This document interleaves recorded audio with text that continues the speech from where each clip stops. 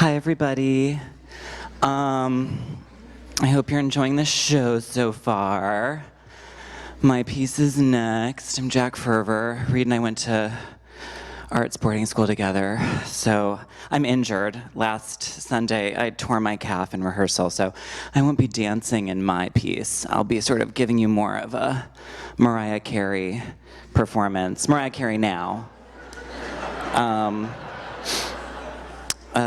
But I still told Reid I'd come out and get these paillettes so that we didn't step on them during my piece. Oh, I want to put it out there that my show is also premiering. I have a big premiere I've spent 2 years on. It'll be April 4th through 7th at New York Live Arts. It's me and James Whiteside from ABT, and Lloyd Knight from Martha Graham, and Garen Scribner from like everything. And Reid's in it, of course. He has to perform with me. And Reid and Harriet have made the costumes, of course, because they're major. I think I got these.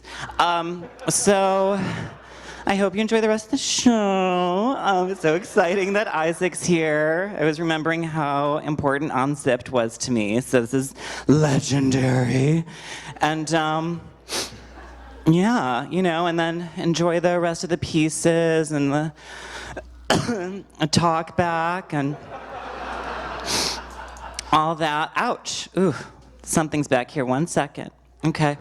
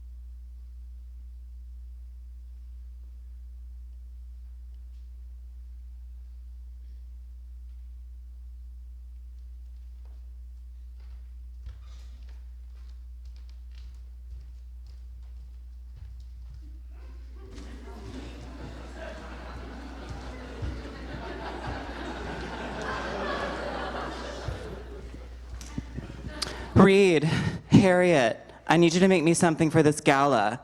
This is what you made me for the Bessies.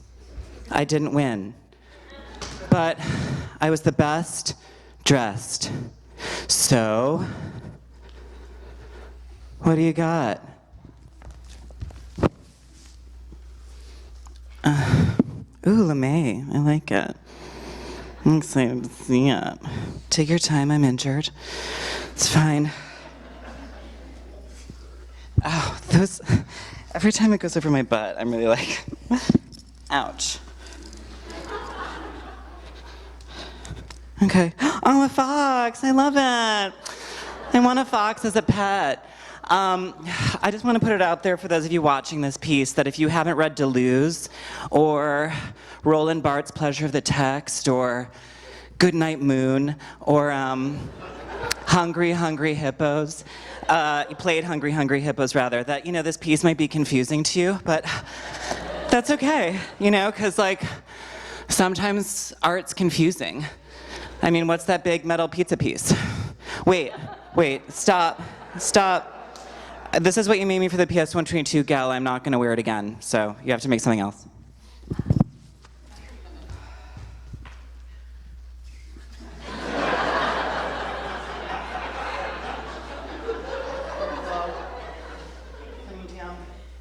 Careful, over my butt. Ow. Oh, what is it? What? Oh, it's an octopus. That's so cute. I had this really terrible couples therapist once, and he said that in every relationship there's a turtle and there's an octopus, and he said that I was an octopus and my boyfriend was a turtle and that I needed to give him space.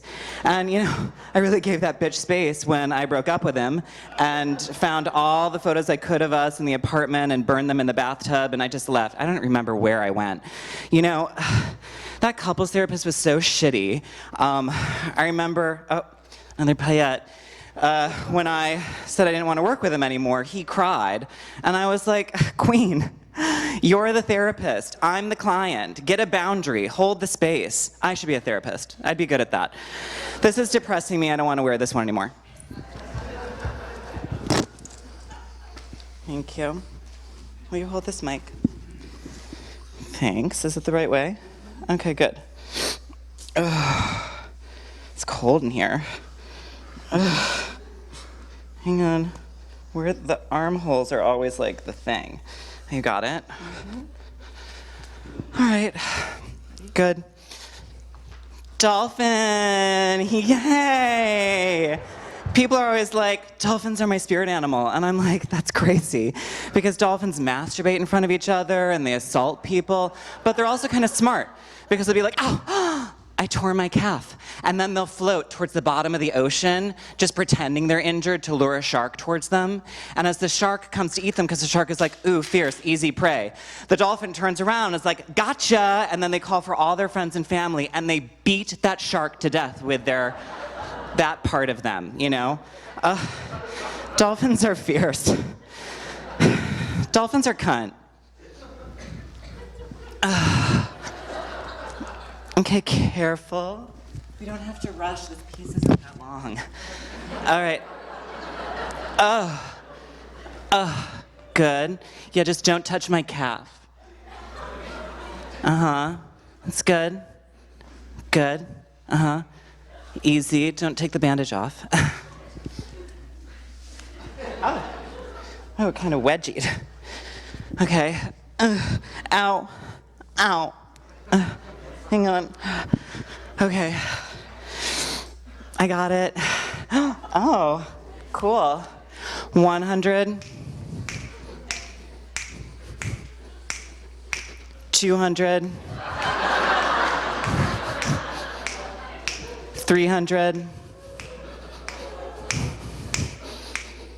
400. 500 people are killed every year by hippos, which is kind of amazing because they're vegetarians. Hippo. H-I-P-P-O.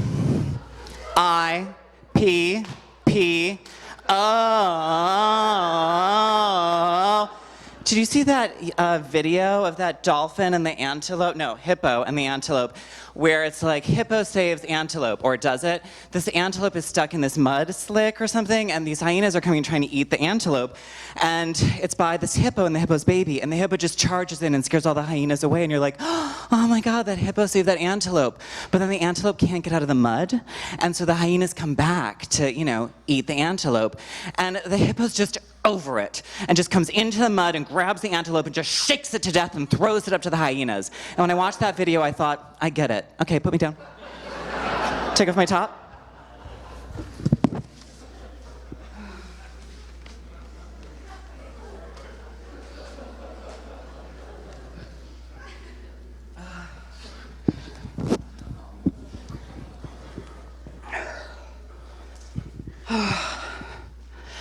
There was a woman being chased by tigers through the forest. She got to a cliff's edge and saw a vine. She started to climb down the vine and saw below that there were tigers there. So she began to climb back up the vine and saw that a mouse was nibbling the top of the vine and that tigers had arrived at the top of the cliff. We can do another rotation. Keep going. She also saw to her right a beautiful clump of strawberries. She looked above to the tigers, below to the tigers, to the mouse that was nibbling at the vine, and she thoroughly enjoyed a strawberry. Ladies, gentlemen, and other, Reid's and my friend from arts boarding school, Tiffany.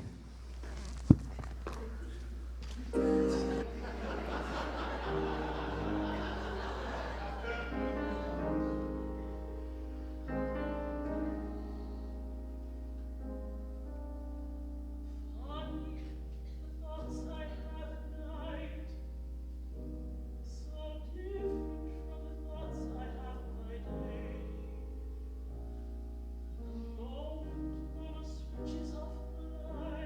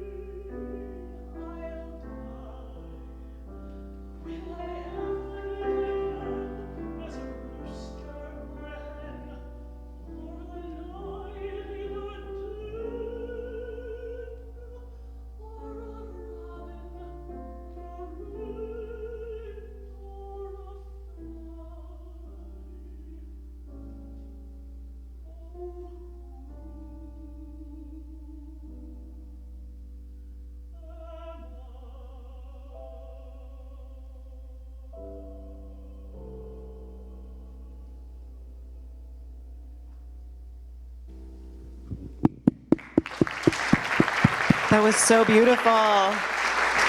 Thank you. Enjoy the rest of the show. You're the best.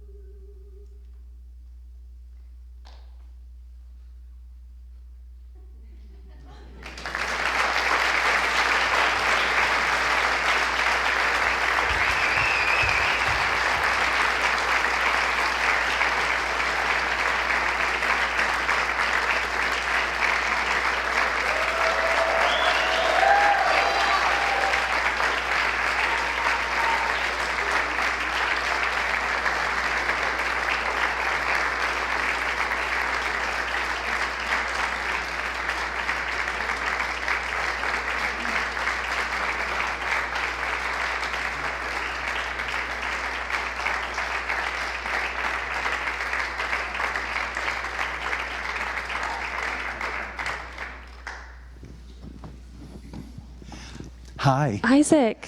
Everybody. Hello. Hey, listen, that was great. I've never performed on stage in New York or Is that general. right? Yeah. By the way, your name is Harriet. I'm Harriet. Jung. It's Jung. Jung. Harriet Jung. Pronounced just The like fabulous it's spelled. Harriet Jung. Thank you. And we're about to be joined by the great Reid Bartelme. Bartelme. Bartelme. Well, guess how I know Reid? How do you know Reid? Because his mom, Honey Walters. She's here. I know Honey. And she, for years, would say, oh, I have a son who's a dancer. And I thought, yeah, we all have sons who are dancers. But, and there he is. Look, you're Reid's son, you're Honey's son. That was great. Congratulations, darling. I have so many questions. I had a bunch of questions before the show. Now I have so many more questions. And I'm not sure who I should ask. I should ask you both the questions. But let's start with, to me, the beginning. Yeah. Right? Like, where does it start for Reid and Harriet? Where does it start? Like inspiration. Where do you? Do you get a theory? Do you get a dance? Do you get a clothes? What do you get first? It all depends. Sometimes it's just something we think about or see and like or obsess over for a while, and then a choreographer comes along and a piece comes along and we think we can use that idea we've been obsessing over for this piece. It fits perfectly. Sometimes it's a little more directed. The choreographer has a little bit more of a specific idea, and we start there. Yeah. And who's the boss in that case? Is there a boss? Who tells you? Does anyone tell you stuff? I mean, it depends on the choreographer. Sometimes the relationship is such that they feel they can just tell us. And those are the people who eventually we're not clients of theirs anymore, because we can't take it. So there are some people who come to us and have extremely specific ideas, but because they don't give us sort of logistical direction, it feels like we have room. Like Jack Ferver comes to us and he says, I want a leotard that's a tiger, I want a leotard that's a dolphin, but he doesn't talk at all about the aesthetics of what that means, so it leaves room. We just need some space. We can't have a choreographer giving us tear sheets, for example. There's nothing more infuriating. Of wedding dresses, for instance. No. Yeah, tear sheets of wedding dresses. Okay, now, so I want to talk to you about how important y'all feel being trained dancers is to the process of making dance clothes. How important do you think it is? Well, I'm not a trained dancer, so I'll have Reid. Right, answer. okay. Answer that question for me. It's funny, when I was in ballet companies and dance companies, I didn't think much about it. I just sort of put on the costume and I was like, okay. But once I started having to make the clothes and deliver a product, then it was good that I had all this experience to draw upon, to be like, can I squat in this? Can I? And actually, Harriet and I are our own best fit models, so we're constantly trying on the clothes, which is convenient. Right. Do you take class? Do you take class? Dance class? No. Not really, but we take Pilates together sometimes. Okay. Do you take class? On occasion, when I need to. What class do you take? Do you take ballet class? Yeah, there's a couple ballet classes in the city I can manage. And when we travel for ballets that companies are licensing or where we're creating new work, usually I'll just take class with the company before fittings. So interesting. Wow. And sometimes they think he's auditioning, the other ballet members. Which is a tragedy, because I'll leave in the middle, or I look insane, and then they're like, oh, I thought you were auditioning. This is the worst audition that ever happened. Because here's the thing, the show was so delightful, really, congratulations. But it does, clap for them. But throughout, all the pieces, and some of the choreographers I know rather well, others I've seen for the first time tonight. But it's interesting that it all came through the two of you, you were the constants in the thing. And so I think about Reid and Harriet as almost artists, right? Not exactly dancers. So talk about technique versus thoughts, for instance, thinking and then technique and applying those thoughts to things. Is that too vague? Dance technique or? Yeah, technique, no. Dance technique, the making of clothes, any sort of technique, the actual making of something, and how it differs from Lar Lubovitch to, say, Burr or something, right? I mean, sometimes there's direct correlation. So we'll get obsessed with like a technique of garment construction or a technique of printing or something, and then we'll find a choreographer who has a project where we can exploit that idea. So, like for Pam's piece, we've been in a phase of digital printing, but we want it to kind of have secrets inside of it. Mm-hmm. So those are kind of jokes. Like that print that Harriet and Stuart was wearing is the rug from the joist. That's so great. And then Maggie and I were wearing dresses that have photographs of all the work we've done with Pam Tanowitz. So it's like our body of work together, old times. Fabulous. And what about the technique of dance? What about the technique of dance? Does that ever enter into the costume making? Yeah, of course. Depending Talk on... about it for a minute. Well, I don't know if... I'm going to try to answer this. Depending on the piece and what the type of technique is, we have more freedom sometimes. Because you all have worked at City Ballet, right? You all have worked with who? Yes. Tell me who you've worked with at City Justin Ballet. Peck at City Ballet. Oh, just in general companies, or just at City Ballet? Yes. Talk about the different companies that you work with. So we've worked with a lot of the major ballet companies in America, but we've also, in New York, worked with a lot of the modern dance companies, and even very kind of esoteric and experimental, ballet companies, American Ballet Theater, New York City Ballet, Pacific Northwest Ballet, San Francisco Ballet, National Ballet of Canada, et cetera, Miami City Ballet. And then modern dance companies, we'd worked with the Graham Company and Parsons, and then Pam Tanowitz Dance Company, and Jody Melnick's company, and I mean, I can't think of them now, but you can look online. Tonight, right, exactly. I shall look online. That's a good answer. It's a really good answer. No, but tonight, it felt like this kind of cohesive show, right? But it didn't feel like it was one company. It felt like just these kind of friends who were dancing together, right? All converged around Reid and Harriet, right? So talk about that. That's a very, very interesting new way of organizing something. No, am I wrong about this? I mean, usually you go to see the Bolshoi or something and you see like different choreographers or different choreographers work at City Ballet, and then you see like people do. Well, I mean, for instance, City Ballet does that thing whereby they have young choreographers and young fashion designers collaborate each fall. They do a big gala. But it is New York City Ballet, and it is that one technique, and you have to fit in, right? Yeah, but tonight there wasn't anything like that, right? No, we have Russell from New York City Ballet. Right. We have Reid, who's danced with many different downtown choreographers. And so it's just kind of a mix of our favorite dancers we've dressed, our favorite choreographers that we've worked with, and that's what happened. Wow, love you people, you were great. Because it just feels as though it's very new to me, this idea of costume designers, because in his case he's really a choreographer, but I'm saying the Reid-Harriet combination, right? Right, we really wanted to direct a show, be in charge of the whole process. So this is what this Works in Process is about for us, being able to decide on all the big picture, down to the length of his pants. Amazing. And we didn't want to curate around a specific style of dance. We wanted to just bring in people we loved and see how it came together organically once we gave them some space to work. We were like, make a thing or give us a thing and we'll figure the rest out. So what I want to know about too is historically, where do you feel you fit in, or where do you come from? I'm not sure who should answer that first.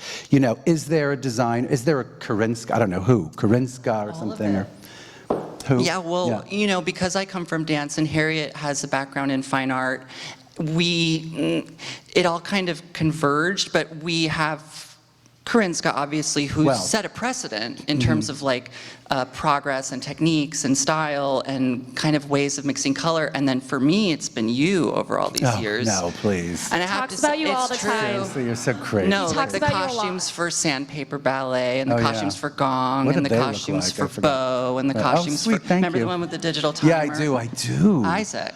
Wow, that's crazy. No, I mean, there's been profound influences on us. come on. And I have to say, I have one more thing.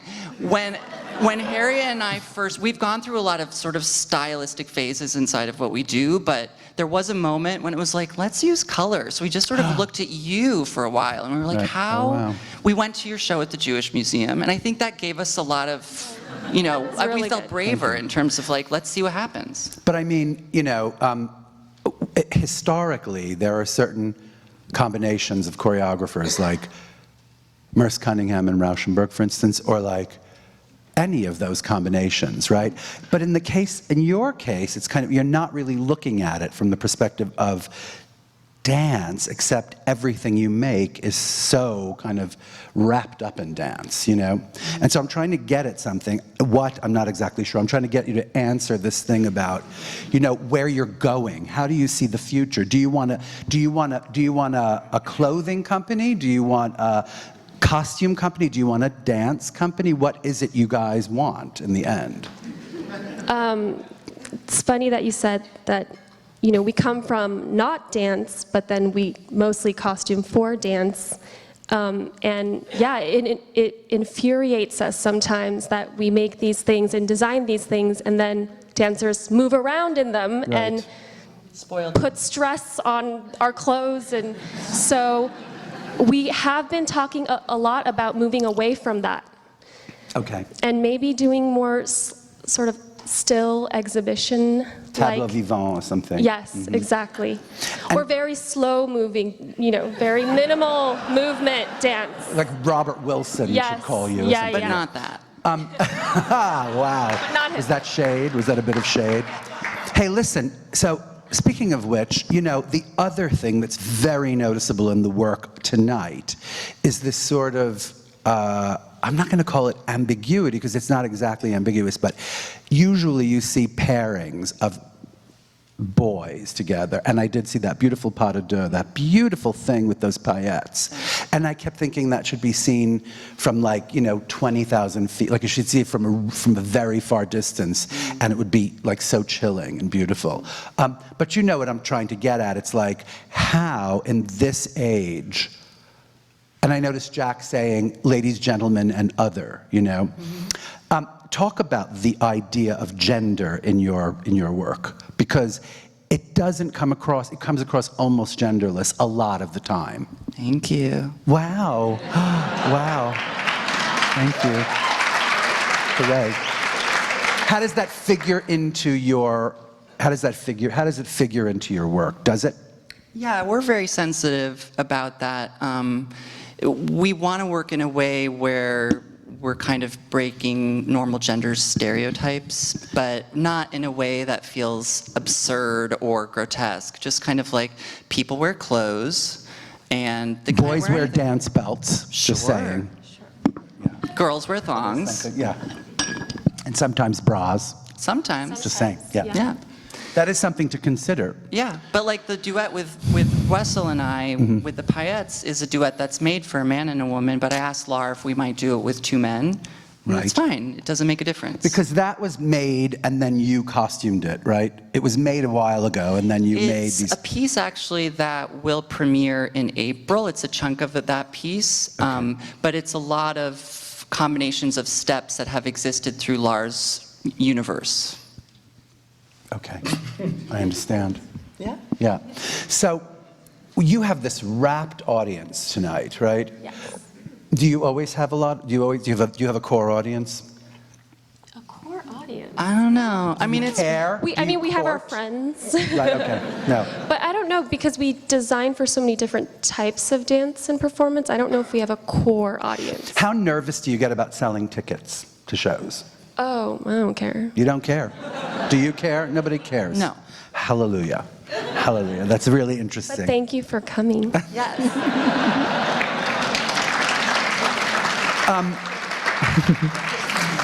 So what influences you? What influences you besides dance? Besides you. Besides me, dance, for instance. Do you look at fashion shows? We do. Do you? Yes. Wow. Which We're fashion show? really into Del Pozo. Do you like? No, I have no idea what that is. Del Pozo. It's a Spanish designer who actually I think shows in New York, but you should have a look. Okay, I shall. Colors. I think you might like all the all right. colors. Pretty unbelievable. Yeah. Okay. And where do you say, like, oh, this should not be art, or this should be art? I think with fashion, it's such a fine line because it really is it is a practical thing, making clothes, but many people do take it into an artistic place. I think a lot of designers would say, oh, I'm not an artist. In that way that Karl Lagerfeld is so sort of, he just makes. For him, it's not about the art of it in a way, though I would say there certainly is an artistry. But for us, I want it to be more of an art. I want to be, Harriet and I want to be the collaborators in the process who are equal to the artist who's painting the backdrop. And rarely are we. What does that mean? Because sometimes you don't have, an artist painting a backdrop. Sometimes you have a Isaac. costume designer painting. Isaac. There's this thing that choreographers like to do. They're like, you know what I'm going to do? I'm going to get an artist to paint this backdrop. Isn't that cool? And then at the end of the whole thing, they're like, oh, by the way, Reid and Harriet, can you design some costumes for that? Like afterthought. Yeah. And we don't like that much. We want to be part of the conversation from the beginning. When the artist is being spoken to, we also want to Well, of course.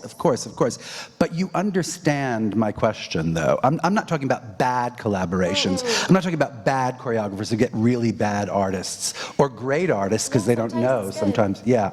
I'm talking about like really smart collaborations where you're not necessarily, because you're not necessarily, in a way, what is the God here? What is the God at Reid and Harriet? Is it this idea of a body in motion, or is it the idea of a clothed body in motion, or?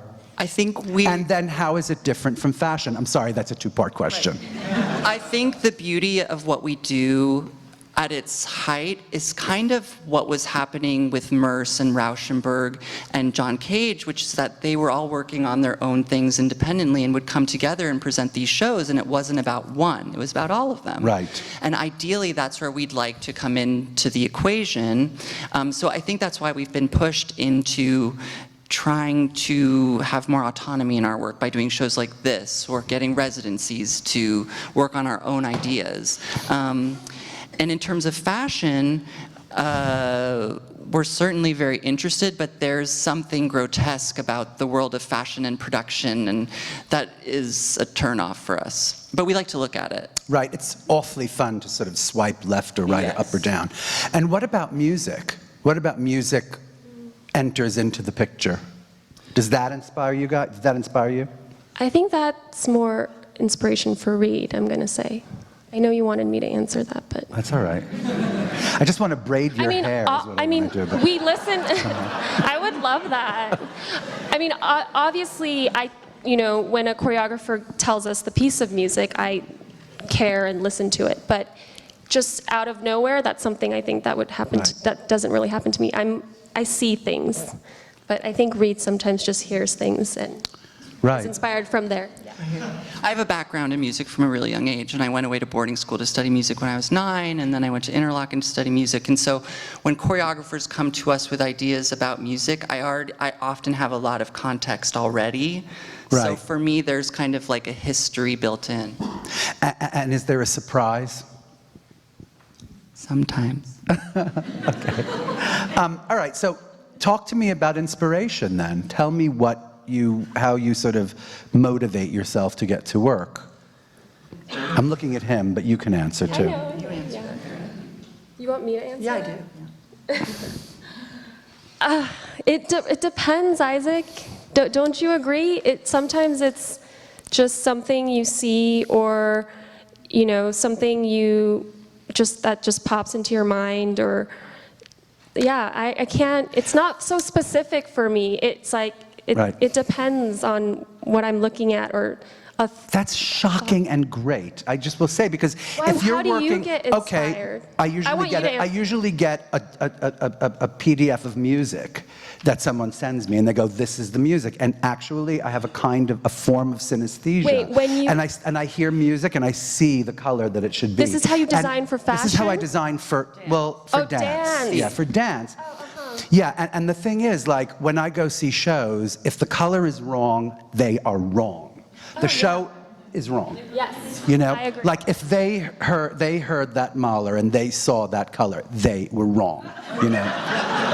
So Well, yeah, I mean, of course, talk we to listen me to about the that. music. That's a yes. very important. Well, there's always a mood. You know, there's a feeling. I don't have the historical kind of context that Reid has, as much as Reid has, but I mean, I have, you know, ears and a brain, and when I listen, and really good hair. But yeah. and you know, I know what I can feel what this is supposed to convey.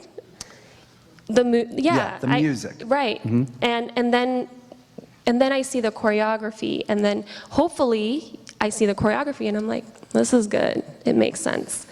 Sometimes it's not always like that, but and then from there it really just your brain. You just know what you want to convey and what the feeling that you want to convey. Right. Yeah. Okay. Yeah. Yes, it does. I mean, you know, for me, usually shows, whether it's a dance show or opera or something, if the music is good, the show is good, to me. It helps. I mean, I will say, in terms of music and in being inspired by it, some specific examples for us are like when we were given a commission to design costumes for a reimagining of the rodeo, Aaron Copland. Immediately, you're filled with ideas of color in terms of like the plains and the West, Right. and you know this, and so yeah, that definitely factors into it very strongly. When did that happen? Why did I miss that? The rodeo Justin thing? Peck made it a couple of years ago for City Ballet. And he reimagined it. Wow, that's amazing. Okay. It's great. All right. Is there anything else y'all want to talk about? Because I have this one question for you. Okay, like if you see yourself in, say, how old are you? 37. 37. How old are you? 33. He's 37 and she's 33. Okay, I'm just saying. All right, if you see yourself in 25 years from now, what will you be doing? I'll be a teacher, I'm pretty sure. Of what? Hopefully I will have made my own curriculum. Of pink tulle and glitter? Wow, of curriculum, okay. That's unbelievable. Well, something more sophisticated than what they would call costume design. Right, wow. Costume Amazing. is such like, often has such ugly connotations. Do you get that? No. Oh. I never get ugly connotations, except when they're ugly, you know, Yeah. except when they're That ugly. happens a lot. What, ugly costumes? Oh, sure, absolutely, it happens a lot. Can I tell you what I'm going to be I doing? want to know. I think I'll be painting in a room. Wow. And Like maybe, a mad person, yeah. yeah, maybe something like that. A little bit mad, maybe. Okay, I thought that was the end of the interview, but it gave me a really good question. Can I ask it? Yeah. Like, let's talk about one of the pieces. Let's talk about the Burr Johnson piece at the end, and those flesh-colored kind of like plasticky kind of wonderful things. And then, so tell me about the process by which you decided and how you worked on that specific piece. I want to know exactly how that came about. That was the piece on the program where we had nothing to start with. So we didn't have a history, and Burr Right. came to us and said, I think my piece is going to be in sections, and I think it means something about silhouette.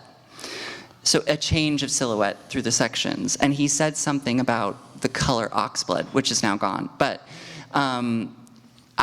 did he say something about shiny?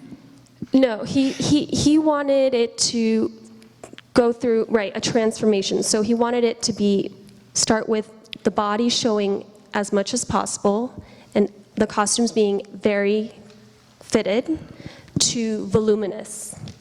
And we actually had fans that were supposed to be part of remember the colorful bags? Yeah. we started with he wanted fans blowing on them to just Right. make them flutter. But that also went away. But yeah, so it started with, he said, I want it to start close to the body and then get very voluminous. And then from there we said, well, why don't we also go from very faux and plasticky to a little more organic? Because it was, and he said nothing of Purcell. Nobody said anything about Purcell. Burr came to us with Purcell after the process was long begun. And what was the music before the song? There was no music. There was no, it was, Burr made that, I believe. Burr made that, okay. Yeah. Interesting. Wow.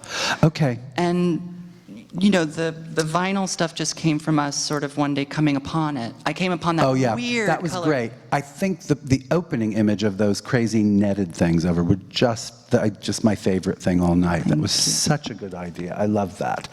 So how did that happen? Tell me, what was that? Because it was the first image of the show, of that particular piece. Right, so it was supposed to, because of this transformation he wanted, we started with these vinyl jumpsuits. Right. And then we were going to do kind of more structured jumpsuits. Right. And then into the bags. And then when we went to look for fabrics for the structured jumpsuits, we came upon, we decided to look at these nets. And we just looked at colors there, and we really thought, we thought the citrus kind of greens and yellows against the pink and the nudes just looked right. It did. It Yeah. looked very right. And so it ended up being combined. Yeah, go ahead. How do you look for textiles? How do you do that? Because that's a whole other giant part of your work, right? At this point, often in the conceit, we already know like what section of the fabric store we're going to go to. But sometimes you just happen to walk by a section and you're like, that's new, or sometimes the people at B&J show us something. Right. And then you think, okay. Okay, so it's not exactly random, but it's random. At times. Sometimes, Right. Yeah. Okay, It's correct. a lot of browsing and walking around and touching, and I'll be like, Reid, hold that up over there, and we'll move it around. It's a lot of that. Is there a boss? Not really, no. No top, no bottom, just sides. You're a bunch of sides. Yeah, we hold hands like We're scissor sisters. All right. Well, are there any questions in the audience? Anybody have any question they want to shout out at the moment? In which case, I think we're through, dears. Yeah, they don't do questions. Oh, here. are there a question? No, it's not a thing here at Works in But do Process. you have anything you want to say? Do you have anything you want to say? Can we ask you a question? What? Absolutely. What's the most impractical garment you designed? By that, what do you mean? Like, not wearable. So many. So many. You can't think of the most. I mean, there are things that just fall apart as you wear them. What was that? Which one was that? So many, I can't even remember. Oh, yeah, exactly, so many. There was a knit that I liked, particularly because it ran the minute you put it on. So Amazing. it was a continuance of runs, this knit, yeah. And, glitter that falls off and paillettes It's all that fall over. off. And we don't have Jack to come on stage and clean the paillettes up.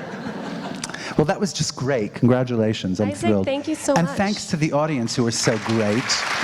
Thank you. I love you. We love you. I think it's finished. I have no idea. I think we're finished, but that was great. All right.